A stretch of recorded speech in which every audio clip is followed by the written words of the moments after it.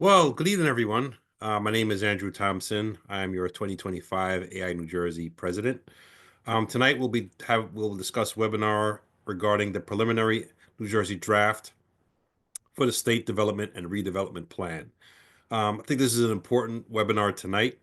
Our members, as you know, as architects, we need to be advocates, and this preliminary draft state plan will be engaging in a review and cross-acceptance process with county municipal stakeholders, but we need to be at the table also. The finalized plan is expected to be released in late 2025.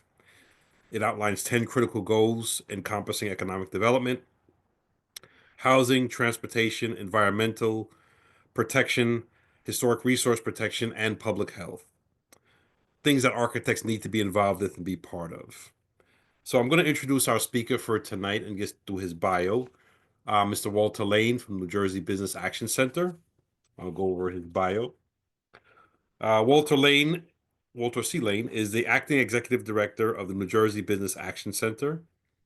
He supports the State Planning Commission and staff to advance implementation of state development and redevelopment plan works on a wide range of smart growth planning efforts. Prior to his role at the New Jersey Office of Planning Advocacy, he served as the director for planning for Somerset County for over 10 years. He was responsible for all the county's planning efforts, the Open Space Advisory Committee, the Regional Center Partnership of Somerset County, the Somerset County Green Leadership Hub, and the Somerset County Energy Council. Since 1997, he held numerous roles, serving as supervising transportation planner, principal planner, senior community planner, and planning intern during his tenure at the county. So Walter and I kind of share the things. I'm the county architect, and he had a long tenure at Somerset County. He has over 27 years of land use, regional planning, and transportation planning experience and has managed numerous award-winning projects. Walter is a licensed New Jersey professional planner and is a member of the American Institute of Certified Planners. In December of 2022, he received the Bud Chavosian Award for Outstanding Professional Planner from the New Jersey chapter of the American Planning Association. Congrats, Walter. He is a past president of the New Jersey County Planners Association. He has served on the APA New Jersey Executive Committee and is a past chair of the Regional Transportation Advisory Committee at the North Jersey Transportation Planning Authority. He frequently presents on a wide range of planning issues at various statewide conferences, seminars, and workshops. He is a graduate of Cook College, Rutgers University, and he holds a BS, bachelor's in environmental policy. So thank you, Walter, and looking forward to your presentation tonight. I just want to give a quick thank to Mr. Bruce Turner, who actually gave us the sort of the heads up on this and got us involved. So thank you, Bruce, for getting us involved and keeping us on top of things, making sure we're participating in this important part of developments in the state of New Jersey. You're welcome. Okay. So during the presentation, if anyone has any questions, please enter them into the Q&A box at the bottom of your screen. The chat box has been disabled for the conversation. We will answer questions, or Mr. Lane will answer questions as we go through the presentation. I will be moderating those questions for you this evening, and we'll take them on a case-by-case basis as we move through. But there'll be plenty of time, ample time at the end for a robust back and forth of Q&A for anyone who is interested. So. Thank you, Bruce. I appreciate that. So tonight's webinar is worth 1.5 HSWs. You know, HSWs are golden, so glad you're on with us. Learning objectives are: number one, learn about the latest draft of the Jersey State Development and Redevelopment Plans, 10 goals. That includes topics such as economic development, housing, transportation, environmental protection, historic resource protection, and public health. Number two, gaining understanding of how the statewide planning process works to encourage continued growth and development that promotes the health, safety, and welfare of the public. And number three, recognize how the state plan's goals align with the core issues featured in the AIA framework for design excellence, promoting equitable, safe, sustainable communities that advance in the health and well-being for all people. And number four, discuss how architects can take an active role, most important, in the state and local planning process to protect public safety, provide economic value, and contribute positively to the built environment. So on the notion of that, Walter, it's your show. Thank you. Thank you for having me tonight. So just give me one moment as I share my screen and get this going. So I really appreciate the opportunity to be here tonight. So I'm just going to give a little bit overview of the Business Action Center before I get into the plan, just to understand where the Office of Planning Advocacy sits in state government. So we are part of the New Jersey Business Action Center, which is in the Department of State. So I'm not going to read all this on the slide, but basically the Business Action Center's mission and goal is to provide technical assistance and customer service and resources and information to help all businesses in New Jersey grow and be vibrant and create a vibrant and supportive, enhance a vibrant, economy in the state of New Jersey. So we provide free technical assistance to business leaders, to entrepreneurs, business and exporters, municipal state agencies, and a wide range of stakeholders to support that vibrant economy for New Jersey. So as part of the office, there are several sub-offices. So the Office of Business Advocacy are really site selectors. They help businesses that are looking to grow their existing business in New Jersey or locate their business to New Jersey. So they help with site selection issues, helping companies navigate to sometimes complex and regulatory environment in New Jersey. The Office of Export Promotion really works with companies and businesses that want to grow and increase their exports of goods and services and make connections to outside opportunities in that ever changing in field with changing of tariffs. So they provide free support to companies trying to navigate the ever changing global trade situation.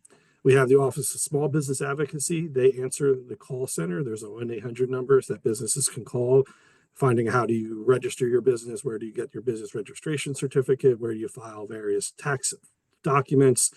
We're looking for state assistance or a state grant program, so they help navigate that. They answer hundreds of calls every day and provide a lot of great support for connecting our business community to the right resources in the state. There's our office, the Office of Planning Advocacy. We are the staff to the State Planning Commission, whose mission is to develop and implement the State Development and Redevelopment Plan, which is the guide growth in New Jersey. And then last is the Cannabis Training Academy. With the passing of the cannabis laws a few years ago, that group works to help people that are looking to start or grow a cannabis business in the state, and they provide a whole series of free training and certification programs to help people that want to get into that business. So just a little bit about our office. So the state plan has been around for a while. It came out in the late 1980s as a companion piece of legislation to the Fair Housing Act. And as you can see, the State Development and Redevelopment Plan is to balance the development and conservation needs of the state. So balancing the need for have a growing and vibrant economy, but also protecting our historic resources, our farmland resources, and our open space resources. So it tries to balance the protection of those natural resources, as well as trying to support growth in appropriate areas where there's already been public infrastructure invested in, and grow and revitalize our already developed and urban areas. And it basically is built on input from all our planning partners throughout all levels of government. So it's a guide to our state agencies and regional planning entities, counties and municipal entities. The plan identifies growth areas where growth should be encouraged and densified in the state. Limited growth areas that should be preserved for farmland, for open space, historic resources, and a whole lot more. So it's called a plan, but it's more of a broad policy framework of strategies and a toolbox to help our local planning partners do good planning that's consistent with the state planning goals. So the state plan is not designed to overrule local planning or county planning effort. This is a home rule state. So this is a voluntary guidance document. I say often that it's a plan with a lot of carrots and no sticks. So, but it's intended really to help coordinate and planning decisions at all levels of government, and really start focusing on collaborative planning efforts and working across municipal and county borders, addressing common problems that those areas may be facing. Also part of the state plan is the state agencies are used to use this as a guidance document for their functional plan, so how they operate on a day-to-day basis, as well as for their investment decisions, as well as their regulatory framework. So they're supposed to take the state plan goals and strategies into account when they're developing new rules or regulations to support the vision of the state plan. So there's the cross acceptance process, which we're in the midst of right now, and there's a couple different components to that. So the first is the draft preliminary plan document that was released, approved by State Planning Commission on December 4th and released for public review on December 6th. The State Planning Act requires us to do an infrastructure needs assessment, which is a high-level review of the various investments that are needed to support growth and conservation and preservation throughout the state. And there's an impact assessment. So the impact assessment shows the cost savings that would be accrued by implementing the state plan. So, the state plan is looking overall goals to focus growth in areas that have existing infrastructure, not supporting suburban sprawl and those types of things. So without having to extend sewers and roads into those areas, what are the cost savings from implementing the policies of the state plan? And then there's the state plan policy map and mapping protocol. The state plan policy map is a visual reflection of the state's planning policies and strategies. So I'm a big believer in community and stakeholder engagement. To make the best plan possible is to talk to as many people as possible, making sure that we're addressing all the needs of our community. So my predecessor, Donna Rendero, did a great job of doing a lot of outreach. So there's a series of focus groups and outreach and a lot of meetings with the counties. You'll hear that they play a critical role in this process to make this process more efficient and streamlined and really make sure we're the best chance for successfully updating the plan, because the last time the plan was updated or adopted as a new document was in 2001. So there were several attempts to update the plan over the years that had failed for various reasons. So technically by the State Planning Act, we're supposed to update the plan every 3 years. So this is why it's really important that we complete this by the end of the year. This is a goal of the Murphy administration, to have an updated state plan to help guide state planning decisions, but also be a guide for our local and county planning partners. So as part of that effort, there was required to having 21 public meetings in each of our 21 counties, as well as one with the Highlands Council. And then later on in the process, there's additional public hearings to comment on the revised draft plan. So the current 2001 plan, which is still the most up-to-date version of the plan, there are 8 goals in the original state plan. There are 10 goals in the proposed 2024 plan. The 2 new goals are dealing with equity considerations and climate change. So one goal is economic development. We want to make sure we're providing for economic opportunity that benefits all the residents of New Jersey so we can grow and have a vibrant economy. We want to make sure that we're increasing government coordination, so making sure we're aligning state agency decision-making processes, but also working with our local at all levels of government to align decision-making to make sure we're promoting growth in appropriate places. And this could be type of regional planning efforts, would be like a regional comprehensive economic development strategy. There's several strategies in the plan that talk about how we can maintain the existing businesses and retain them in the state and provide opportunities for expansion. Workforce development is another critical strategy. We want to make sure that we have the workforce for tomorrow's jobs. So if that's aligning workforce training programs at the county levels and state workforce training programs to align with the growing industries such as advanced manufacturing, AI, and those types of industries, making sure we have the talent here that attracts companies to move here because they have the talented workforce and available workforce to fill those jobs that are going to be needed. Housing is another critical goal of the administration. We want to make sure there's an adequate supply of housing for residents of all ages and incomes in various communities throughout the state. We want to make sure that we're providing for a range of housing types. So not only affordable housing, but workforce housing and starter homes. There's ideas and strategies in the plan to talk about how housing can be a catalyst for economic development, making sure that the workforce has an opportunity to live, in the state, to provide, to be that resource for businesses coming to New Jersey. We want to remove barriers for development. So how can we make it easier to develop housing in the areas that are appropriate for housing, areas that are close to transit, have existing infrastructure connected to parks and open space, and so on and so forth. We want to make sure that we're looking at how we can create healthy communities. So making sure that people have access to parks and open space and trail networks and bike lanes and those types of facilities to be able to travel, and access employment opportunities and recreational opportunities and educational opportunities. But also by having people more walking and biking type of trips will reduce greenhouse gas emissions. So there's a benefit from that for climate change as well. And make sure it's really important that housing and land use decisions are coordinated with transportation decisions. So housing is not, especially affordable housing is not built in areas that are not served by transit. So with people, are not bound by only using a vehicle to get around. So making sure they're connected to a wide range of transportation options and in areas where people can walk in a mixture of uses. So people can access jobs and employment, shopping and retail opportunities and educational opportunities, recreational opportunities.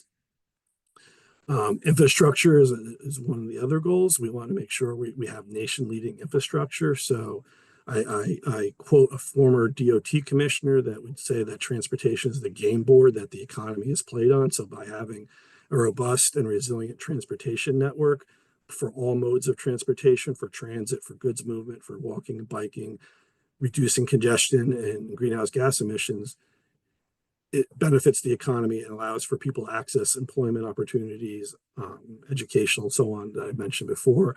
We want to make sure we're supporting the goals of the State Energy Master Plan and supporting the electrification of the transportation network to reduce greenhouse gas emissions. So making sure there's clean energy opportunities, not only for transportation, but for supporting renewable and wind energy and those types of strategies to produce clean energy in the state. One of the hallmarks of the plan is looking at how do we revitalize and recenter our community. So we want to make sure where centers that were identified in the previous state plan or areas that have that are developed or the urban areas, the older suburbs, providing those opportunities for increased development in those areas, or looking at areas that are where there's dying strip malls or office parks and how those could be retrofitted and take advantage of the previous public investment in those areas for infrastructure, for sewer, water, power, and so on. Making sure that we're providing those opportunities and they're under those underutilized areas and create opportunities for housing and employment opportunities.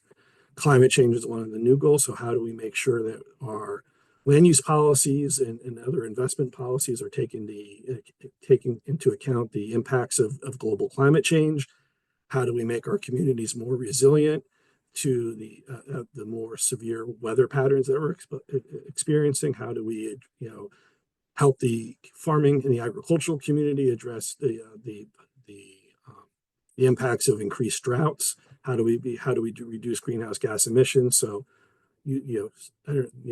again, taking a lot of the strategies from the State Energy Master Plan for energy efficiency improvements, renewable energies to decarbonize our economy. How do we use the hazard mitigation planning process, which is each county has a hazard mitigation plan as well as the state, and you need that to access FEMA funds for pre-disaster mitigation opportunities. So how do we coordinate those hazard mitigation activities with land use strategies to make sure we're not putting people in harm's way due to future climate impacts?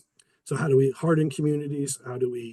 Some communities, if the riverine or coastal, there needs to be hardening of those communities, but there's other places where buyouts and de-densification of those areas need to occur. So how do we do that? Addressing the impacts in the coastal areas and the riverine corridors. So how do we address flooding? How do we address other severe storms? Those are all strategies that are part of the climate change. And I hope you can see that some of these all kind of interact and buttress each other and all tie together because they have these strategies have impacts in multiple areas. So again, protecting our natural resources. The state is the garden state for a reason. So how do we preserve our critical habitats? How do we increase preserving our shrinking farmland and making sure agriculture remains a viable industry in the state. How do we, there's strategies to address, water pollution and air pollution. How do we improve water quality and air quality? There's a whole series of strategies related to that and actions, as well as how do we clean up environmentally contaminated areas. So brownfield areas, or areas that have environmental contamination or maybe perceived to have environmental contamination.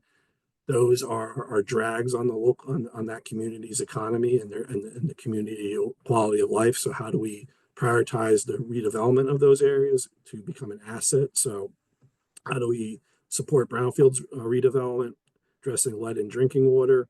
But how do we take those brownfields that have existing infrastructure and repurpose it to serve opportunities to create parks in those areas, or educational opportunities, employment opportunities or housing opportunities, and take advantage of the previous investment in that infrastructure to support growth there.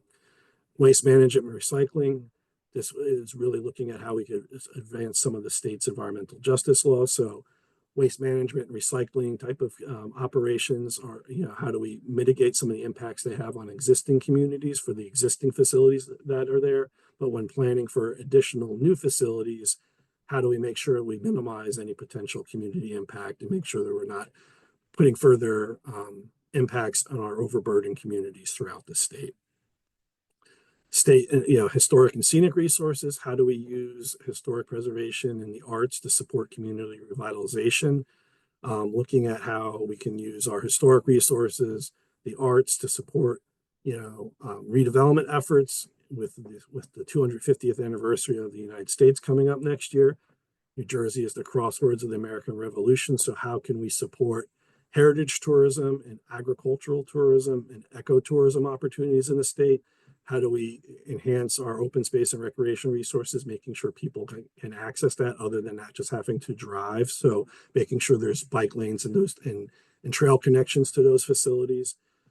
When I was at Somerset County, my mantra was the money that the commissioners had spent preserving open space, preserving farmland, preserving historic resources were investments, and how we can use those investments to trigger other economic activity in the community to support, the local economy. So New Jersey has a robust film tax credit program and digital media promotion. So how we can use and promote some of these sites, that the unique resources that we have, either historic, cultural, or the farmland, for TV and film production, that generates impacts, benefits to the local economy when those productions are there, spending money and hiring local people, but spending money on catering and all those types of things. So that investment in preserving that historic resource can generate other economic activity.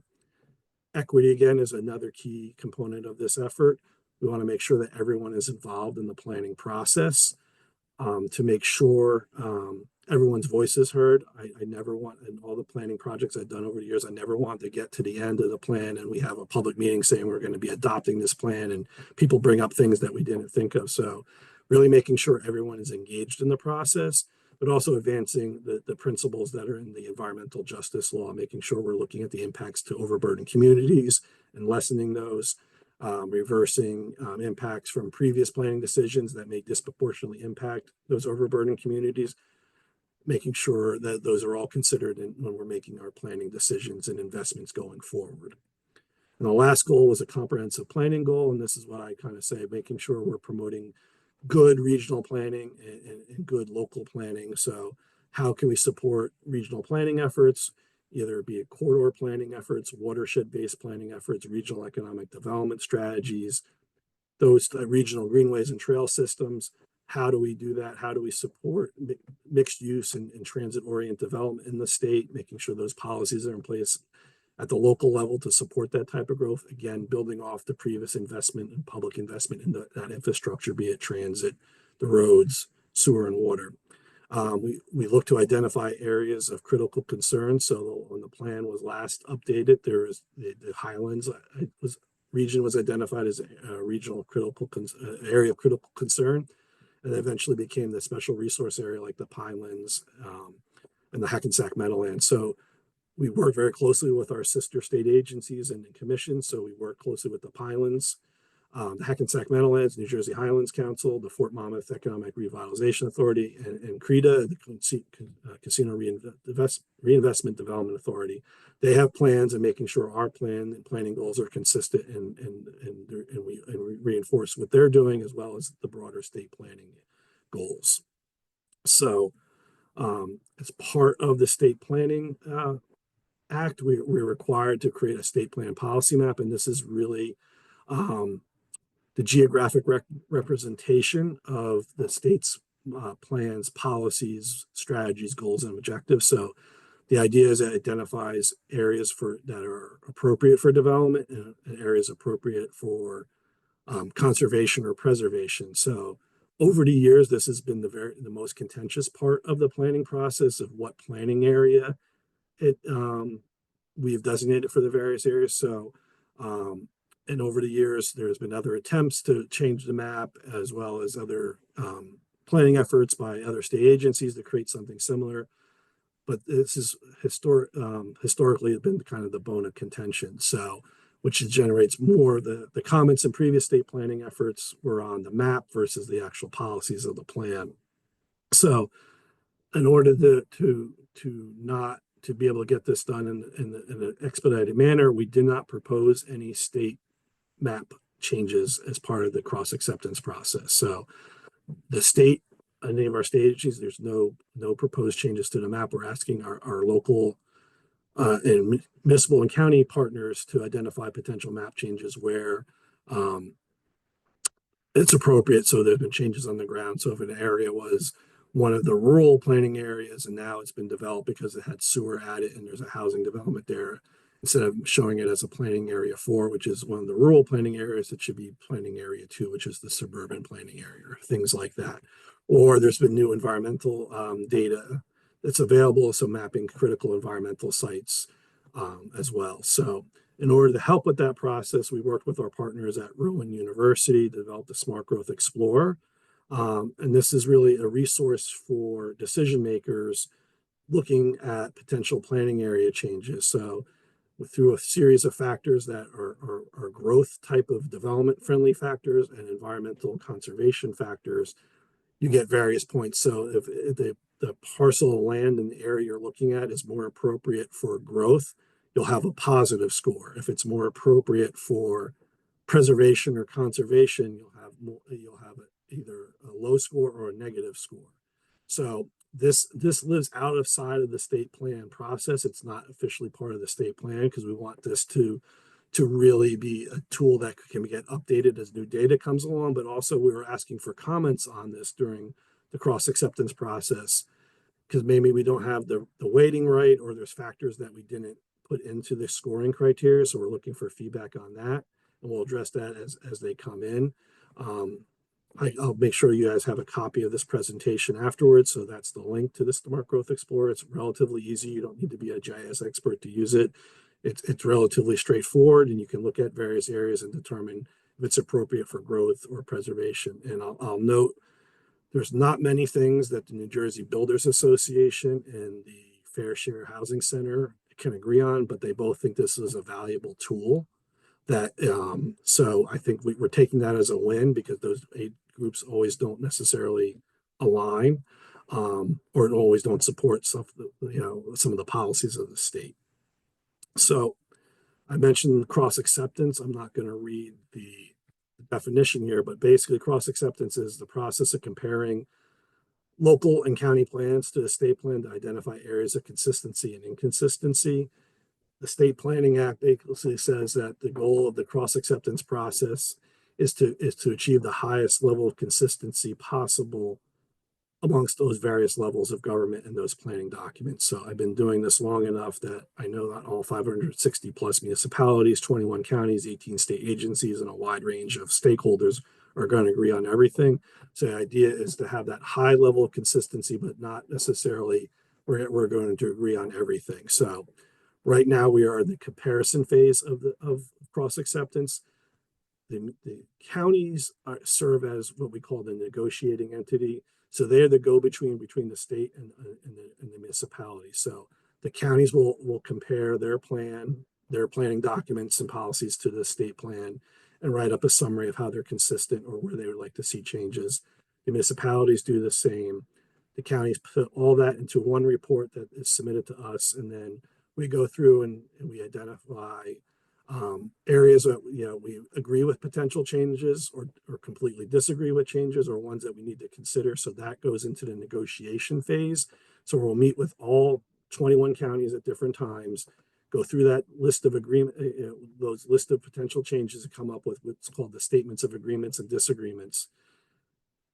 That will be the basis for changes to the state plan, as well as any other comments we receive from the general public or other stakeholders in this planning process, into a revised draft of the state plan. And then we release the infrastructure needs assessment and the impact assessment. And then we'll hold 6 public hearings to take additional comment. There'll be a public comment period during that process. And then any of those comments that the State Planning Commission will, that would trigger changes will be approved by the State Planning Commission, with the ultimate goal of having the plan adopted by the end of 2025. So just a little bit of a timeline. The cross-acceptance process started a while ago. So beginning of last year, the Office of Planning Advocacy informed all of our planning partners that we were beginning the cross-acceptance process. Over the course of last year, a draft plan was developed. There was a lot of feedback between the various state agencies, resulting in a plan that was brought to the State Planning Commission for approval for release. That happened on December 4th of last year. December 6th was when the plan was publicly released for review and comment, which officially began the comparison phase. So between February 12th and April 16th, we had 22 public meetings, one in each county and one with the Highlands Council. That was required by the State Planning Act. We took public comments on that. We've now synthesizing all those comments and putting them into a database for all the potential changes to the plan that will be reviewed with the State Planning Commission. Over the course of the summer, the end of May is when the counties have their reports that are due to us. We'll take all that information, as well as the comments received at the public meetings and the comments we received throughout the process, consider the changes to the plan, and then develop, as I said earlier, the statements of agreements and disagreements. We'll take any other state agency reports and responses or comments on the plan. That will form the revised draft of the state plan, which will be released at the end of August. The impact assessment and the infrastructure needs assessment will be released in early July for comment. And then in mid-September, we will have 6 public hearings. There'll be 2 of them will be in person. We're only required to have 1 in person, but we're doing 1 in kind of North Jersey and 1 in kind of South Jersey to make it easier for people to participate in the process if they want to come to an in-person meeting. The other 4 will be held virtually. That all those comments, will go into the revised draft, the final version of the State Development and Redevelopment Plan, which will be presented to the State Planning Commission for action in mid-December. Throughout this process, from now until the plan is adopted at the State Planning Commission in mid-December, people can provide comments. The sooner the better, but any comments submitted during this process will be reviewed and considered for potential changes to the plan. And then once the plan's adopted, we're really working on implementation. I want to make sure that the plan is being used. So that's why all this public outreach and engagement and stakeholder comments are really important. So the more people that we hear from, the better the plan can be, and the more likely it will be used. And then, it's come up as questions throughout the public meeting process with the change of a new governor next year. The state plan is a vehicle for whoever is the next governor to help them implement their vision of New Jersey. So it doesn't matter who the next governor is, it will give, by helping aligning state agency decisions, aligning public investments at all levels of government and planning decisions, so we're all moving in the same direction. That's going to be a benefit whoever the next governor is. So there's a couple different ways to provide comments to us. The first is the actual preliminary plan. So this is a much shorter document. The existing 2001 plan is over 300 pages. This plan is about 170, 180, and only about 70, 80 of the pages of the plan are actually the plan. Rest are appendixes and mapping criteria and policies in the State Planning Act. So that's available on our website to take a look at. We created a citizens guide with the goal of trying to explain what the state plan is doing in non-planner terms, so that people can have a better understanding of what, why the state plan is important and how it can help, our local planning partners achieve their planning goals that just happen to be consistent with state planning goals. And then we have an online form that people could submit comments to. We are also taking comments via the state plan comments email that's at the bottom of the page. So we've gotten hundreds of comments, and we're going through all of them. But the more comments we receive, the better the plan is. I do want to mention, as part of that's in the broader planning document, there is a design section. So I would really welcome the input from this group and organization on if there's strategies that we missed or concepts that we missed. So I think it's critical.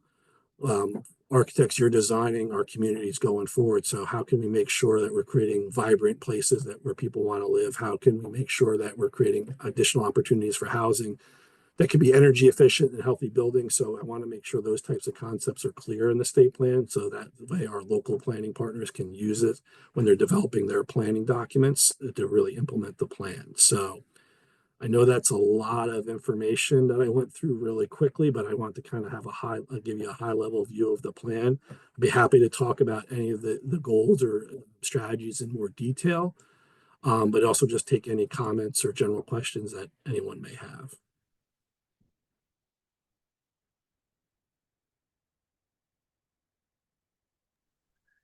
Well, great. That was a lot of information, and you went through it at breakneck speed. So I think that it was really very helpful. One of the things that we discussed while we're waiting for some of the questions to start filtering in, one of the things that we discussed was the framework for design excellence that is published by the American Institute of Architects. Are you familiar with that document? I looked at it a while ago. I have to say I haven't looked at it recently. Do you see any points of alignment between those two in your initial review? Because we certainly can offer some more insight in that regard.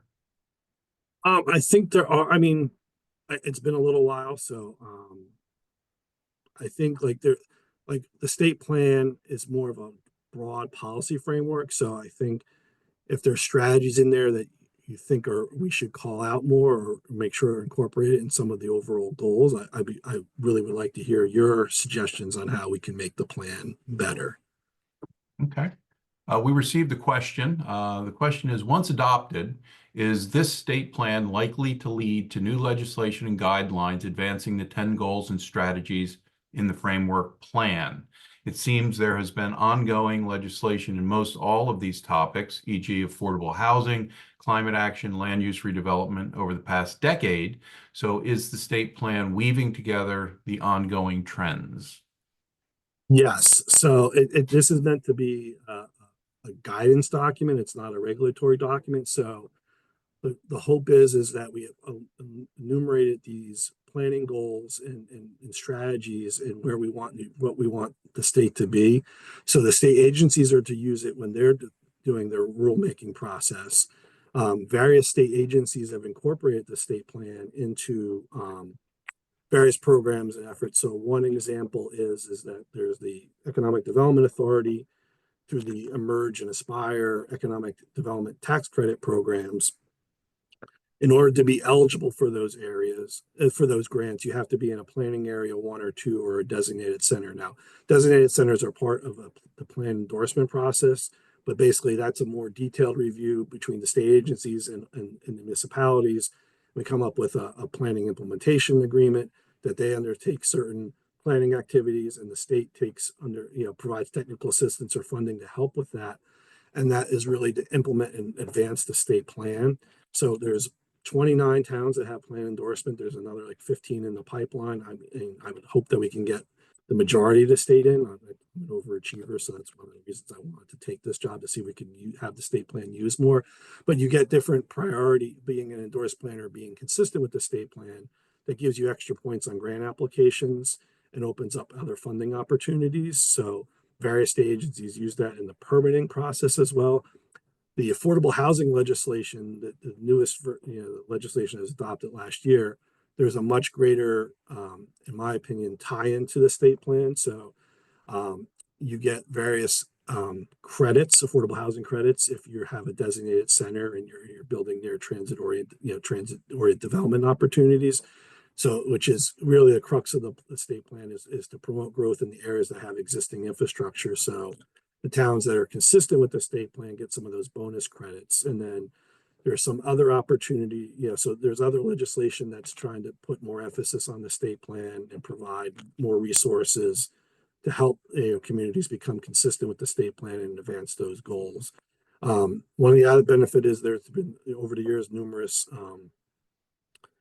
legal decisions that I made where the towns were able to uphold their local planning decisions and plans because they were found to be consistent with the state plan. So I know, as one example, just because I worked in the county for so many years, Somerset County, Bedminster Township had some very large lot residential zones that people wanted to upzone, but they had zoned it that very low density development because of environmental sensitive features, and it was identified as planning area 5 in the state plan, which is areas that have environmental resources. So they were sued and prevailed because the judge found that they had the presumption of validity because they were consistent with the state plan. The town could show how their planning policies were consistent with the state policy, so they won in that litigation. There's a few other towns that went through similar type of things where being consistent with the state plan upheld their local zoning planning decisions. So,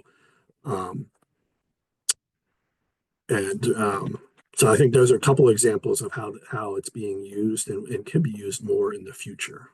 Okay. There was a specific question about how the state plan was coordinating with COA. I think you've answered that. Do you feel the need to expand any further upon that? Sure. So the plan is, this came up a lot in the public meeting. So if I had $1 every time, I could have retired a while ago from that when that question got asked. But the state is the plan is more of the 50,000 foot level of the policies.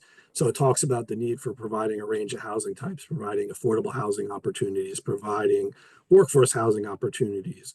The legislation is what generated the numbers using the formula that was developed in previous court cases to determine affordable housing needs. So my plan didn't assign a number, but it talked about those broader planning objectives and goals for having affordable housing opportunities in the state. And the legislature adopted the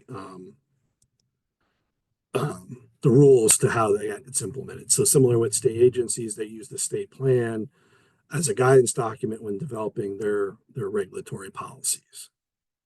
And people can debate how well that's gone on or not. We received a lot of comments about increasing state agency coordination and greater state agency use of the plan. So we'll try to address that as we go forward. Okay, well, that's been a point of a lot of discussion for many, many years. So it's interesting to hear your perspective on that. I think there will be many more questions about that moving forward, but at least you've addressed that to some degree or another. Another thing that's of critical importance to many people in the state is uncontrolled warehouse sprawl that's having a negative impact on many communities. Does this plan encourage or incentivize any warehouse development to underutilized or abandoned industrial areas and that could be used for redevelopment?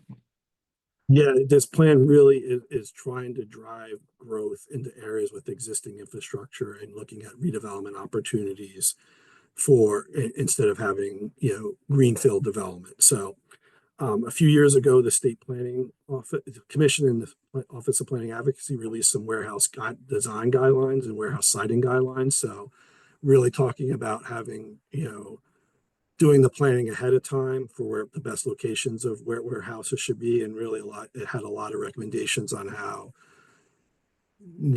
planning decisions being keeping in mind being a good neighbor. So making sure the warehousing is located in appropriate locations and like in setbacks from existing development and impacted type of communities or residential communities. So buffering and that site design, looking at encouraging regional collaboration to site warehousing, doing corridor studies, and that's really what the plan is trying to do. So warehousing came up a lot.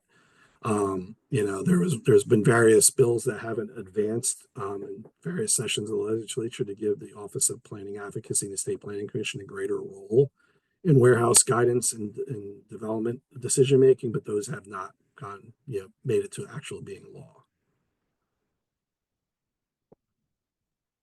Okay, here's a different thought for you.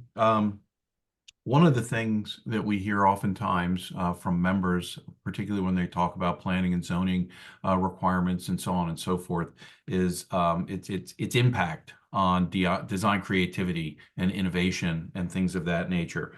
Can you speak for a few minutes about how the plan addresses, promotes, and encourages good, solid design solutions, by creative problem solvers to try to impact significant improvement to communities, but might not be exactly in line with what everybody thinks about, or might not be the letter of the law, or for lack of a better term, what's actually in black and white sometimes.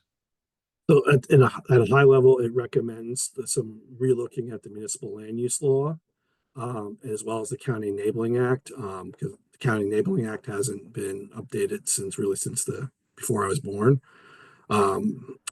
So there's some general recommendations about that. There are, I think some strategies in there that talk about maybe form-based code and providing some of that flexibility and promoting that concept. But as I mentioned on page 126 of the plan, there's a design section. So we try to get to that, but it probably could be beefed up or expanded or talk about that. So there is woven throughout the plan. There are some like zoning recommendations and some design recommendations, but I really would value this organization's input if there's better ways to try to convey that or enhance that or expand upon that or discuss it if it's not discussed in the plan. So I think like we want to make sure we're creating vibrant and livable communities. So how do we do that, with the existing framework of the municipal land use law to allow a little bit of that more to the flexibility? And I think one way of doing that is through the redevelopment planning process, because that gives a little bit more flexibility to what the end use is going to be and how it can be looked at. So I think we encourage in there maybe having towns looking at design guidelines to maybe hopefully improve the appearance and the functionality and design and the feel of new development. But I really would welcome any suggestions that you have to how can we do that. Well, great. I think that's something that we at AIA New Jersey can encourage, a careful review and comment on that for you. So one of the things that's very important, to our state is our historic preservation. We have, very meaningful history to this state. We also, because we've been around as long as we have, we do have some aging infrastructure and things of that nature. And, we've had some transitions in certain areas, where we've seen industry come and go, and, they've left shells of themselves in certain communities that's difficult for some of them to overcome. How does the state plan try to address those issues to best take advantage of those opportunities that might exist? Well, I think there's some recommendations and strategies that talk about the importance of historic preservation and really focusing on adaptive reuse opportunities.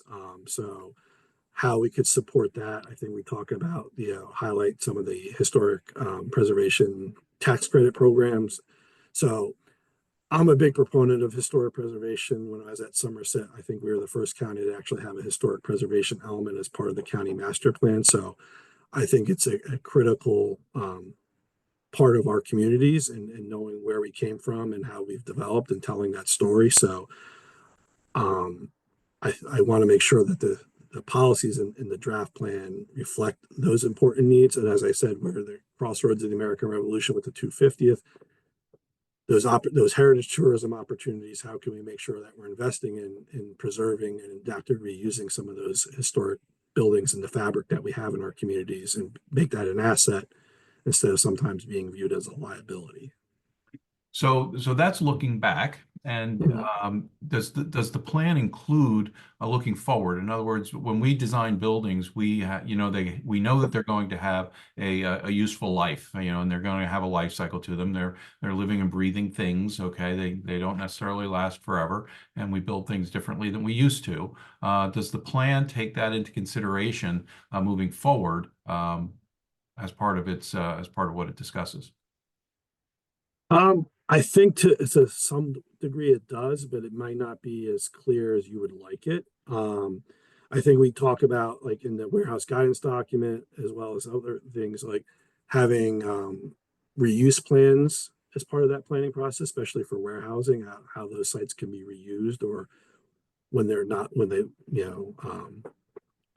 lose their functionality or become obsolete. And I think a lot of that is similar.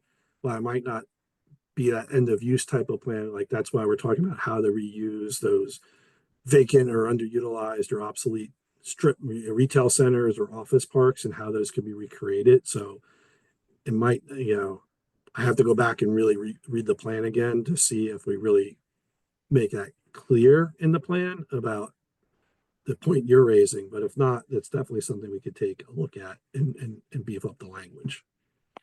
Great, because we do the president of AI National, a gentleman by the name of Carl Elefante.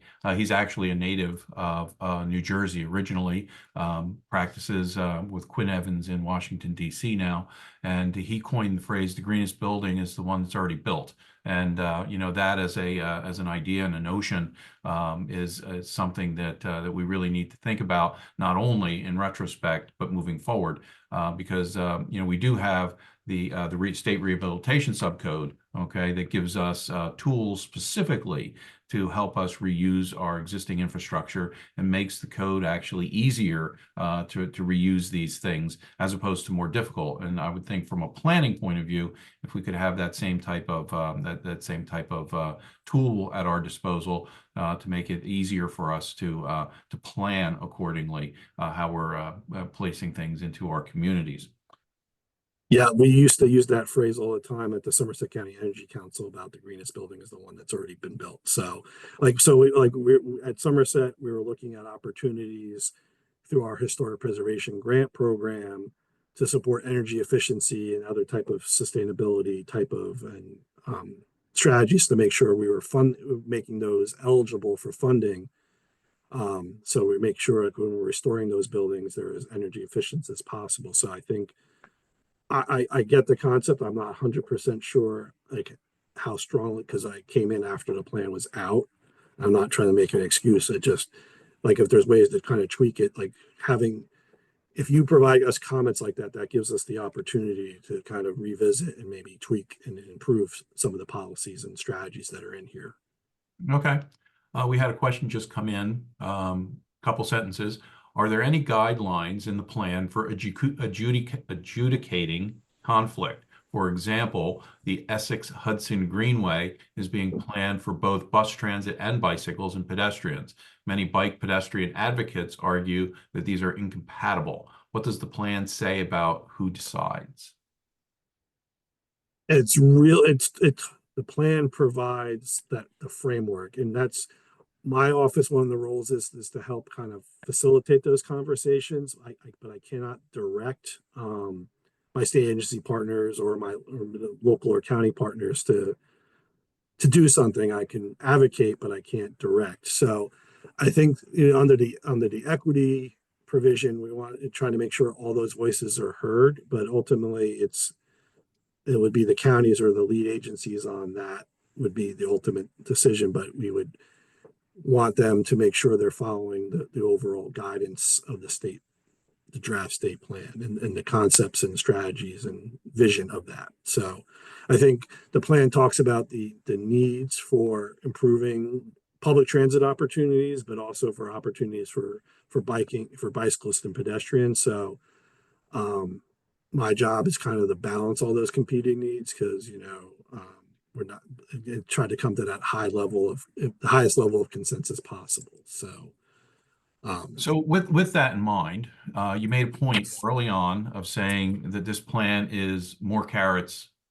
and few sticks. And I've heard comments from some people who are concerned that while the plan is offering guidance, that guidance could become regulatory.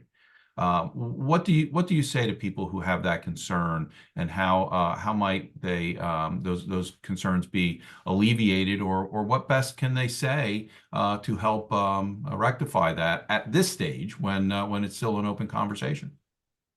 it's really providing comments to us and bringing this so we can bring this back, those types of comments and issues and discuss with the State Planning Commission and the governor's office. So, we are under a tight timeline, but having those comments, at least we can try to start addressing them. If, there's always opportunities for improving the process and improving, coordination amongst different levels of government. So, but keeping that at a forefront, but also keep in mind that these issues are raised when there's the next governor, having that as part of their incoming, transition of those issues being identified. If there's the desire to make the state plan stronger, that's an opportunity for the next governor to work with it and implement potentially.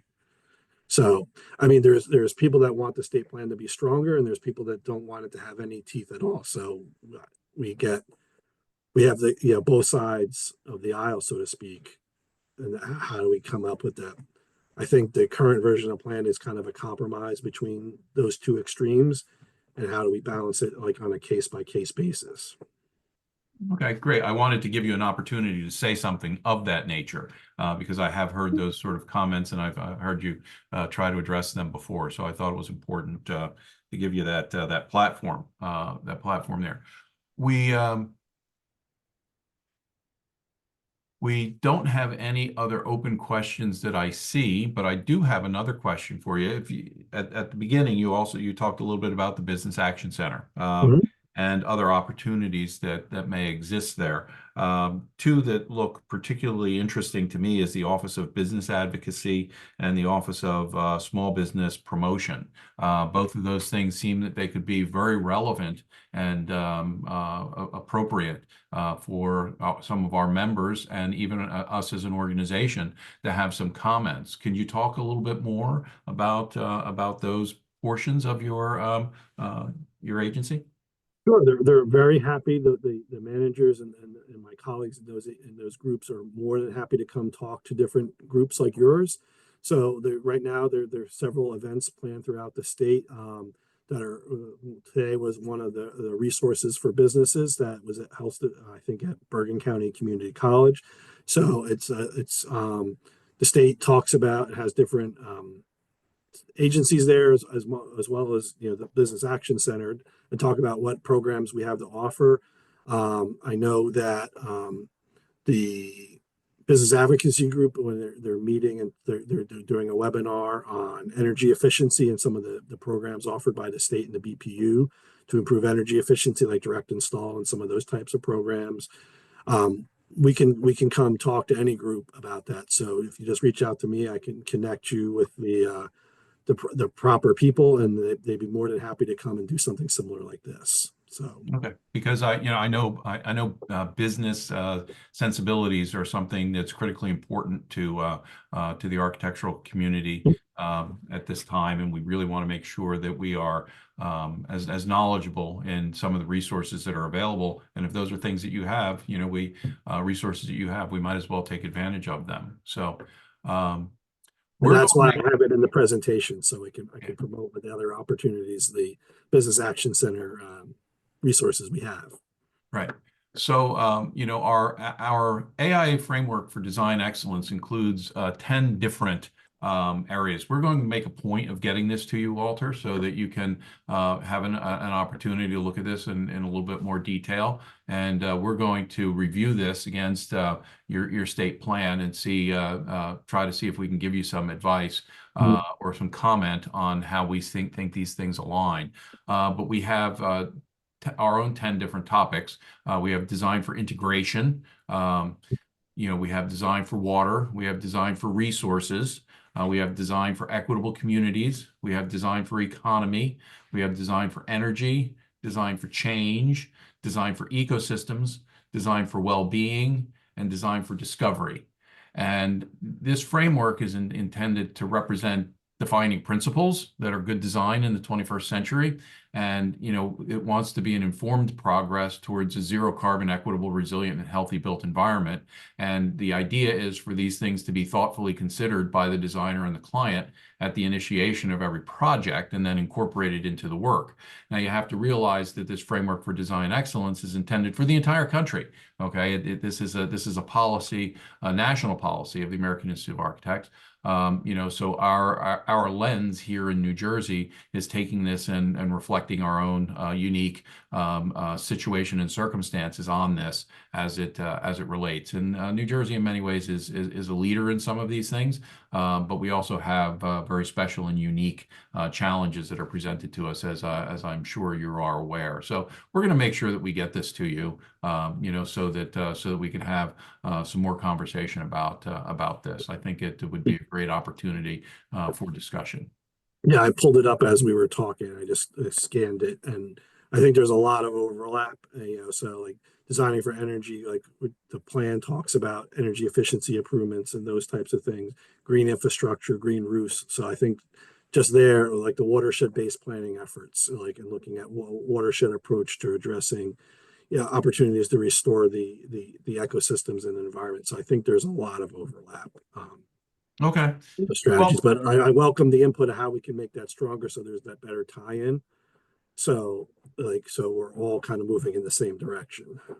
Great. I'm going to invite Andrew Thompson to come back in and to join us and to see whether or not he has any specific things that he'd like to mention to you, because we are at an hour. We've had a very robust presentation and conversation, I think, here. I hope all of our attendees and members who were here have enjoyed this. I'm going to give them a few more minutes, okay, to offer some more questions if they have it. But if Andrew wants to jump back in here and offer any thoughts, questions, or comments that he has, I think it would be a good opportunity before we wrap things up.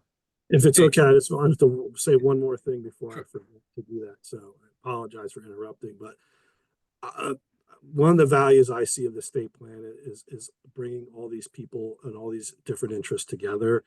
And my time at Somerset, we did a lot of work to align planning decisions at the different levels of government. And there was really, we had a lot of successes. Counties do not have control over local land use, but we were able to work with most of our municipalities and got zoning changes and master plan changes that increased the consistency between the local plans and the county plans, as well as the state plan. And then we were able to bring them additional resources to help them do some of the planning work, but also implementing real projects.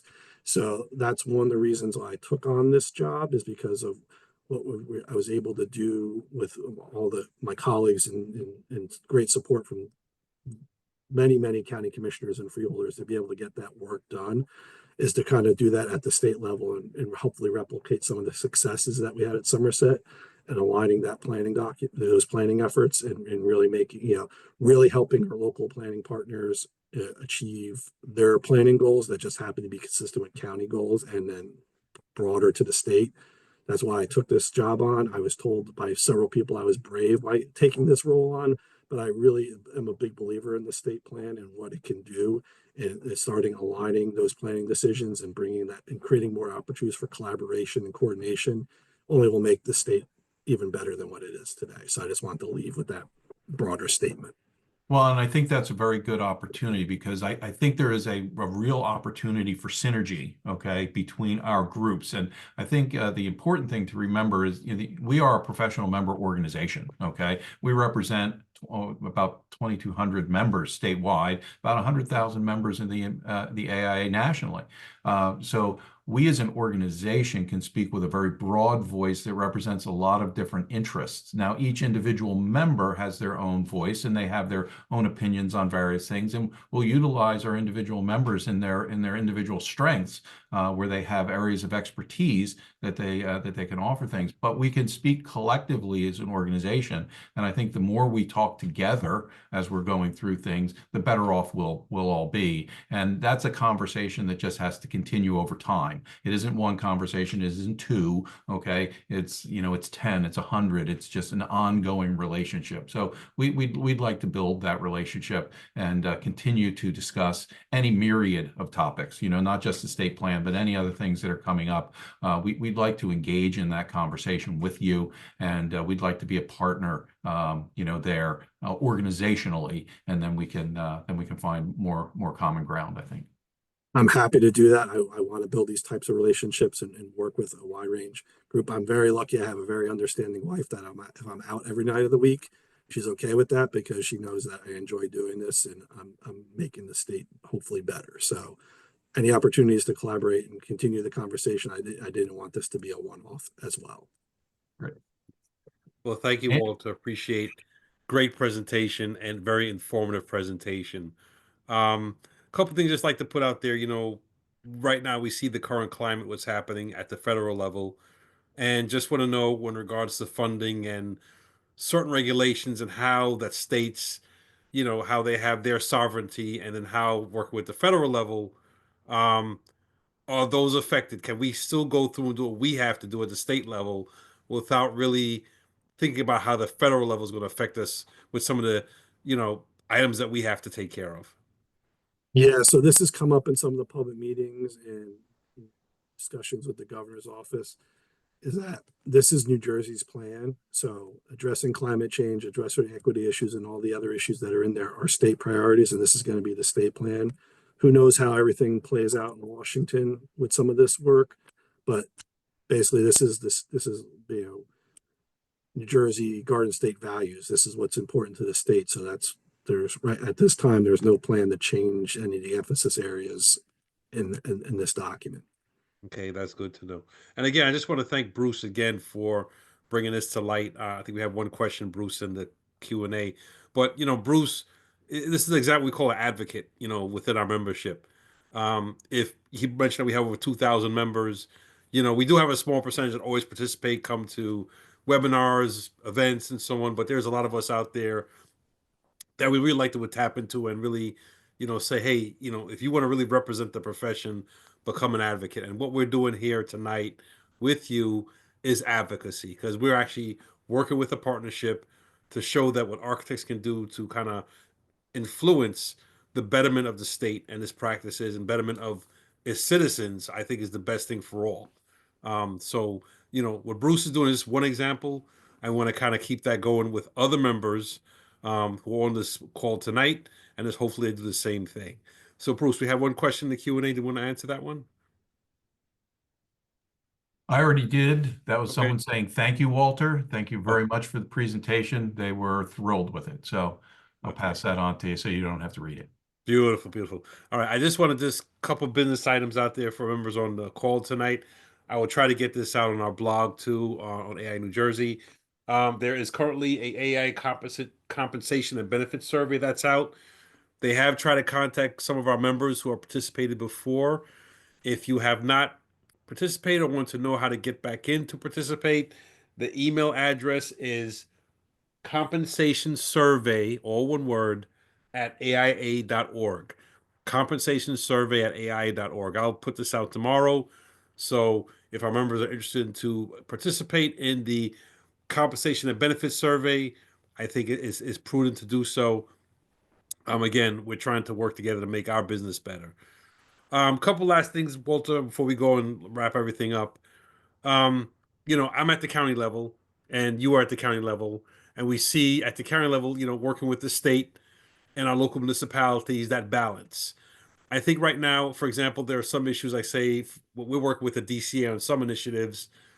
How do we really kind of really get a balance with counties working at with the state? Because sometimes I feel the state are sort of their own fiefdoms, and it's like this is how we're going to do it. and the county's like, well, we'll do the best we can for the county, and then the local municipalities and townships, well, we're just going to do what we have to do to kind of keep things going in our area. So, what's your take on that? Well, I think the counties are an underutilized and undervalued resource. I think the counties can provide a lot of help. So, and provide assistance and all that.